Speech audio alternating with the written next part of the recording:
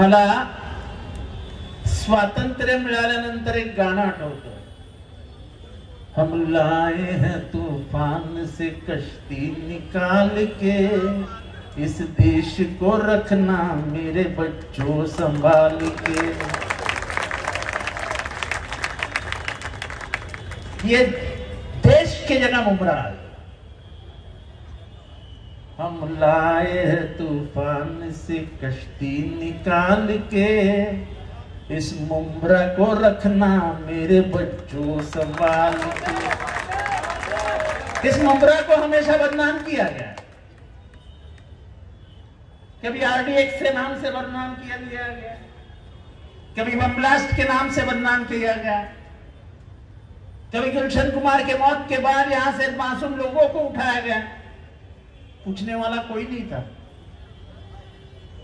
इस शहर को जब बदनामी का दाग लगा तब मेरे भाई ने 120 रुपए में रूम बेची है. आज मेरे भाई इसी शहर में 8 और 9 हजार रुपए के नीचे, स्क्वायर फीट के नीचे घर नहीं बेचे जाते.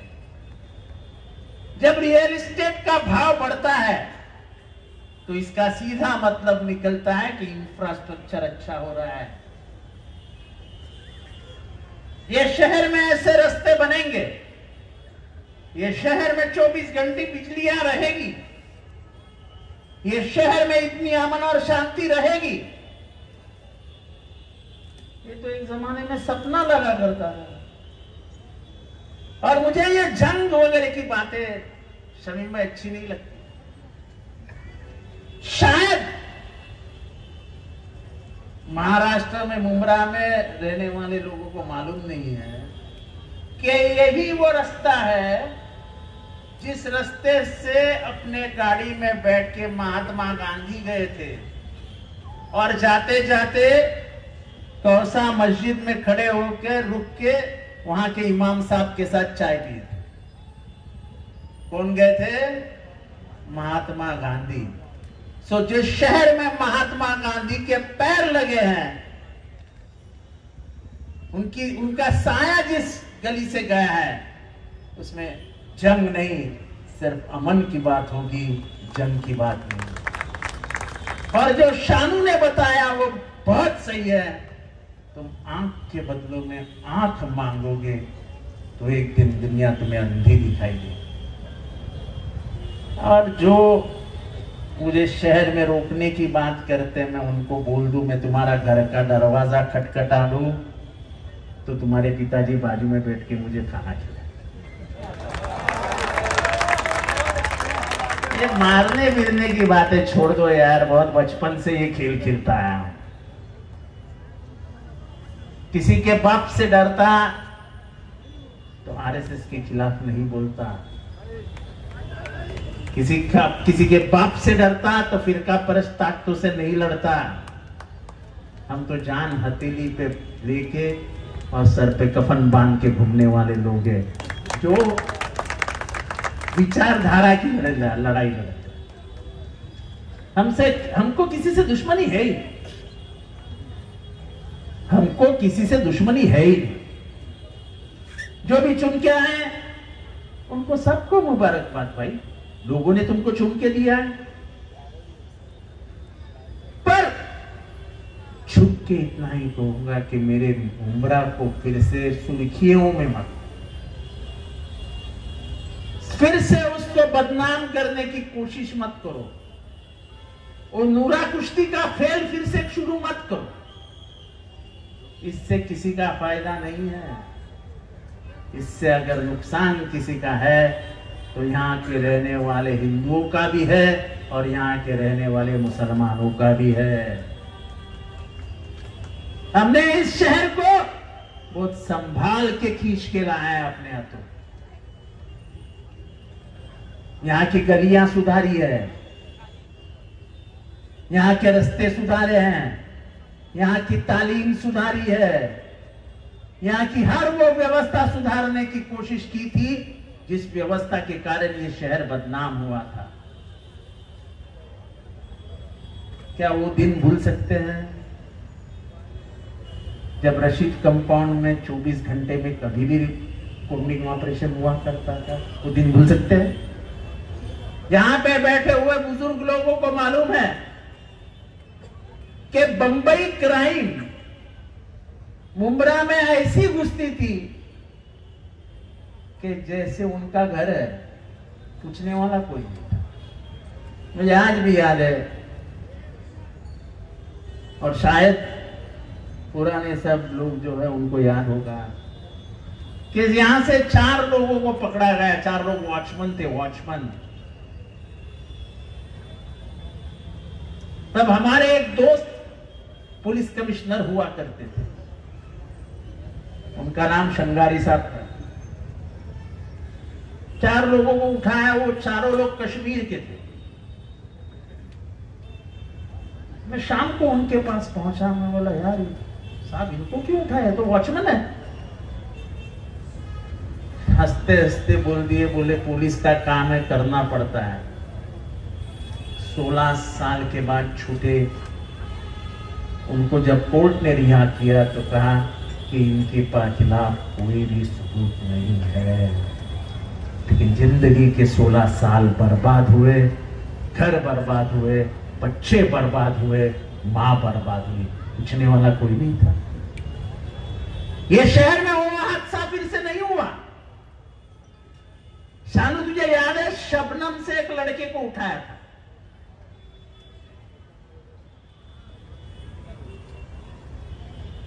उसके मां का फोन आया रात को कि मेरे बच्चों को उठाया है एक मर्डर केस में।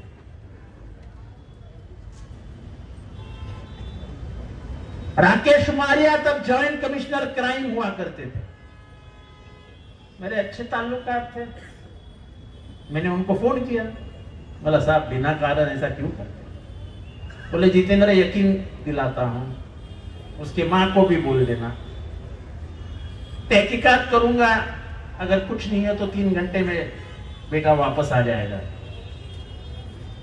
बाजू में ही है, सब न इस बाजू में, इस बाजू में। 3 घंटे के बाद उसके मां का मुझे फोन आया, आवार साहब बच्चा वापस आ गया, पुलिस ने कहा कि इसका कोई संबंध नहीं।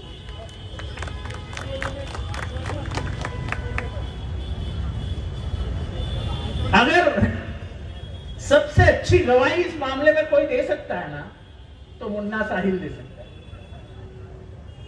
इतने लोगों को बुलाया करता था कि इसको इमिग्रेशन में पकड़ा है, इसको एटीएस लेके गई है, और वो हर बच्चों को छुड़ाने का काम मैं करता था।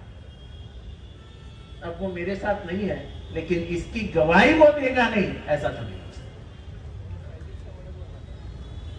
साइंटिस्ट के मर्डर में लोग पकड़े गए, लेकिन ये शहर को बदनाम करने की साजिश थी। इस शहर को हमने बाहर निकाला, हमने आपके सभी लोगों के कोशिशों के कारण ये शहर उस बदनामी से बाहर आया। आज मुझे यहां आके 20-25 साल हो गए, कभी एक बार भी यहां हिंदू मुसलमान का कुछ कलेश नजर आया? मुझे हाथ उठा के बजाता, कलेश नजर आया? ये वो शहर है यासीन कुरैशी भाई, इस शहर की एक बड़ी पहचान है। कैसे पूछो, कैसे पूछो? अख्ख्या महाराष्ट्राला सांगू इच्छितो, यांचं एक मटणाचं दुकान होतं, महाराष्ट्र मटन शॉप, बरोबर है? अभी भी है, अभी छोटा है, पर उस जमाने में जब लोगों को अच्छा मटन खाने का शौक था, और वहां यहां से लोग काम करने के लिए मुंब्रा उतरते थे, तलोजा जाते थे, पनवेल जाते थे, काम करके वापस आते थे, ट्रेन से कर्जत कसारा जाते थे, तो मुंब्रा उतरते थे, और इनके पिताजी का नाम रशीद भाई था, बराबर है? रशीद मटन वाला। यहां का हिंदू हो या मुसलमान, रशीद भाई को सलाम करता था, पाव किलो मटन, आधा किलो मटन, 1 किलो मटन लेके जाता था। और तभी के जमाने में, उस जमाने में 100 से 150 बकरे कट्टे थे उसके दुकान। कौन लेता था, कहां जाता था, किसी को मालूम भी नहीं होगा। वो महाराष्ट्र मटन शॉप इस शहर की पहचान बन गई थी। और नाम भी देखो क्या था, महाराष्ट्र मटन शॉप। आप स्टेशन पे खड़े रहो, आपको बड़ी मस्जिद का मीनार दिखेगा, मीनार की तरफ देखो तो मुंब्रा महादेवी का मंदिर दिखेगा। ये पहचान है इस शहर की। यहां का रास्ता भारत की पहचान देता है। यहां का रास्ता किसी रंग की पहचान नहीं देता है। तुम किसी रंग में इस शहर को नहीं लपेट सकते, क्योंकि यह शहर संविधान से सिंचा हुआ है। यह शहर महात्मा गांधी, नेहरू, अंबेडकर के विचारों पे चलता है। ये किसी एक रंग का नहीं हो सकता है। ये तिरंगे का रहे है और तिरंगे का रहेगा। आज बहुत दिनों के बाद मुझे बहुत हंसी आ रही है कि बहुत सारे टीवी वाले आ गए आज मुंब्रा को कव्हर करने के लिए। मला कळत नाहीये की अख्ख्या महाराष्ट्राला काय ऐकवायचंय। कोणी मला सांगितलं तुम्ही मुंब्र्यात येऊन दाखवा म्हणून मी मुंब्र्यात येणार नाही असं वाटलं होतं काय? अरे उद्या मला जंगलात सांगितलं ना वाघाने ये, तर मी जंगलात सुद्धा जाऊन येईन, मला काही फरक पडत नाही। अरे इथल्या लोकांनी इतनं प्रेम केले रे, इतनं। जेव्हा अख्खा महाराष्ट्र म्हणत होता की जितेंद्र आव्हाडांची विधानसभेची निवडणूक अत्यंत कठीण आहे, तेव्हा 1 लाख मतांनी जिंकून आलोय या मतदारसंघात। लोकांचं प्रेम आहे, प्रेम। मी जेव्हा चालतो ना तेव्हा मोर्चा निघतो। मी मोर्चाला आमंत्रित करत नाही लोकांना, पण मी जेव्हा रस्त्यावरनं चालतो तेव्हा मोर्चा निघतो। इतकं लोकांचं प्रेम आहे माझ्यावर। त्यामुळे असे आके दिखाओ, जाके दिखाओ, ये सब बातों पे मैं ना विश्वास करता हूं, मैंने किया है। इन बातों की तरफ ध्यान भी मत देना, क्योंकि मैं सच अगर बात करना शुरू करूं तो लोगों की नींदें खराब हो जाएगी। मैं किसी की नींद उड़ाना नहीं चाहता हूं। मैं शांत बैठा हूं। ऐसे कई मामले हैं जो मेरे इधर पे दबे हैं, इधर पे ही दबे रहने देना। कहीं मैं अपनी जबान खोल दूं तो ऐसा न हो कि अच्छे को सलाखों के पीछे जाके बैठना पड़े। चलता है राजनीति में 2-4 दिन गरम, जरा 2-4 दिवस लोकांना गरमाहट असते, जरा चलता है। और मुझे सुनने की आदत है, मैं तो गालियां खा के ही बड़ा हूं, तो मुझे मला काही फरक पडत नाही। पण मी तोंड उघडलं ना तर चांगल्यांची झोप खराब होईल। मला तेही करायचं नाही, कारण का मला दुकानदारांचा झोपीच्या गोळ्यांचा धंदा नाही वाढवायचा। तेव्हा आपण आपलं काम करूया। 10 नगरसेवक निवडून आलेत। या शहराला पाण्याची गरज आहे, या शहराला कचरा व्यवस्थापनाची गरज आहे, या शहराला कॉलेजची गरज आहे, या शहराला शाळेची गरज आहे, या शहराला मार्केटची गरज आहे, या शहराला बस डेपोची गरज आहे, या शहराला चांगल्या रस्त्यांची गरज आहे। ते सगळं देण्याची जबाबदारी आम्ही स्वीकारून निवडणूक लढवली आहे, ते आम्ही करून दाखवू। इस मुंब्रा से एक नई लीडर पैदा पहले ही हो चुकी थी, मर्जिया, जो अपने विचारों से लोगों को परिचित है। चॉकलेट खिलाया ऐसा बोल के वो नहीं जाएगी टीवी पे।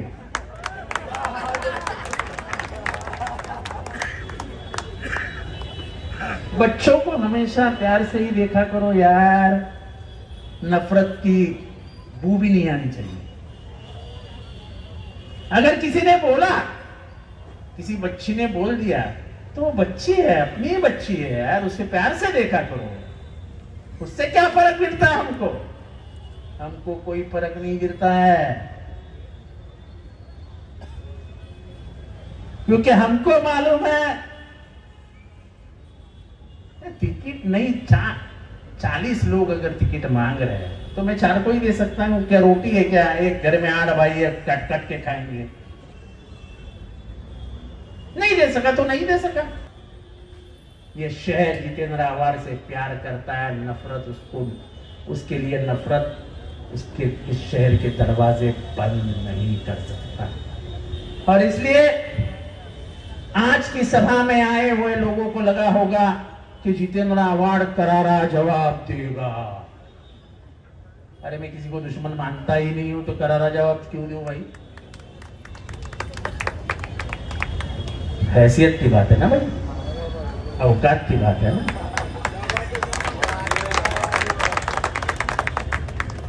हाँ जाते, अरे आपल्या बरोबरीचा पाहिजे ना,